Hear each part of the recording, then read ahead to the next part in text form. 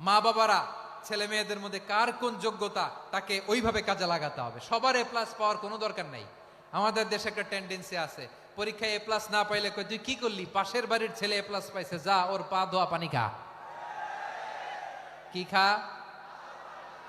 তা আমি ভাবছি যে পা ধোয়া এ প্লাস পাওয়া ছেলেদের পা ধোয়া পানির একটা পানির ব্র্যান্ড বানাইতে হবে, এরকম লেখা থাকবে এ প্লাস পাওয়া ছেলেদের পা ধোয়া পানি।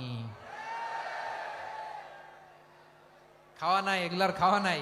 ওরে আল্লাহ এ প্লাস পাওয়ার জন্য বানাইছে, আর আপনার ছেলেকে এই এ প্লাস গুলারে নিয়ন্ত্রণ করার জন্য আল্লাহ বানাইছে। ওকে দিয়ে আল্লাহ কি করবে আপনি জানেনই না। একটা এ প্লাস, একটা এ গ্রেড একটা মানুষের জীবনকে ঠিক করে দিতে পারে না। আপনার ছেলেকে আল্লাহ অন্যদিকে যোগ্যতা দিয়েছে। ওদের মনোবল ভাঙবেন না, খবরদার খবরদার। ছেলে মেয়েদের মনোবল ভাঙবেন না। যাকে দিয়ে যেটা হবে তাকে দিয়ে সেটা করতে হবে।